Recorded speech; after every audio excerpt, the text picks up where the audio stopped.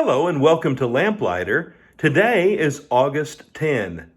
Today, as we turn the page in our daily Bible reading, we finally get to that great deportation. In other words, according to this chapter heading in our Bible today, this is the time when the majority of those who in the land of Judah are going to be taken into Babylonian exile, into captivity, living in a land that is not their own, where Jerusalem itself, the hub of all of their activity, will be destroyed by Nebuchadnezzar and his forces. So you'll notice there are two major headings in today's reading, even though the reading is very short. The first is the Great Deportation. The second is the reign of Zedekiah. Zedekiah is the one who is king when the last of the people of Judah are taken into exile. So let's start to look at this a little bit more closely now as we see all of these prophecies that we've been reading of Jeremiah finally coming to fruition. We saw in yesterday's reading all the judgments that God had brought against the neighboring nations that had constantly been a thorn in the side of his people throughout their history. And now, because of wickedness, because of sin, disobedience, rebellion against God, God has finally had enough, and he's going to allow his people to be disciplined by allowing them to be taken into captivity. The next king after Jehoiakim is Jehoiachin, his son. He is only 18 years old when he takes the throne, and we're told immediately that he reigns only for 3 months. We're told also that he does evil in the eyes of the Lord, just as his father Jehoiakim had done. Jeremiah steps to the forefront once again, and we read this prophecy from him. As surely as I live, declares the Lord, even if you, Jehoiachin, son of Jehoiakim, king of Judah, were a signet ring on my right hand, I would still pull you off. I will hand you over to those who seek your life, those you fear, to Nebuchadnezzar, king of Babylon, and to the Babylonians. You will never come back to the land you long to return to. That's a tremendous prophecy of Jeremiah. He even says none of his offspring will prosper. None will sit on the throne of David or rule anymore in Judah. Some pretty strong words of finality there. We're going to see that Jehoiachin will be taken captive himself by King Nebuchadnezzar himself.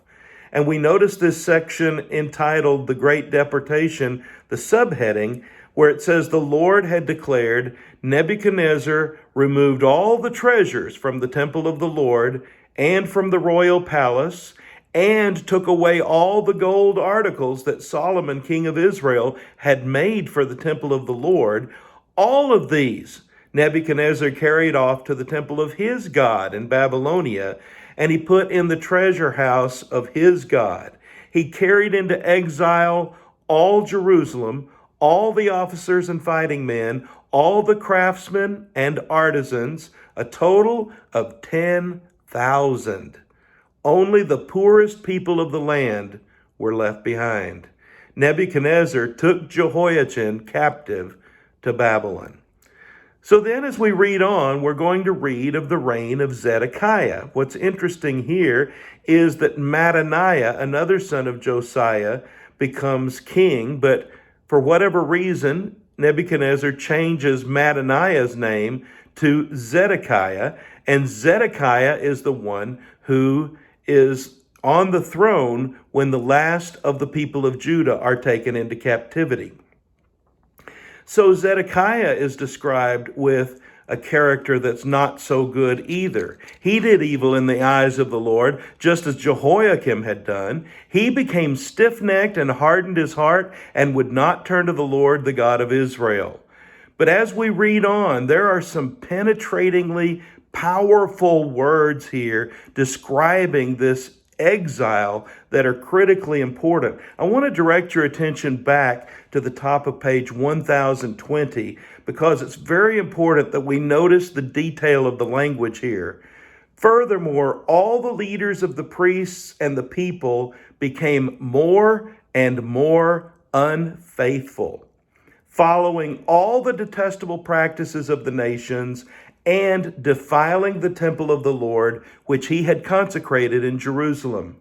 The Lord, the God of their fathers, sent word to them through their messengers, or through his messengers, again and again, because he had pity on his people and on his dwelling place. But they mocked God's messengers, despised his words, and scoffed at his prophets, until the wrath of the Lord was aroused against his people, and there was no remedy. Neither he nor his attendants nor the people of the land paid any attention to the words the Lord had spoken through Jeremiah the prophet. It was because of the Lord's anger that all this happened to Jerusalem and Judah, and in the end, he thrust them from his presence. This is a nice summary of everything God has been doing to keep from allowing his people to go into exile.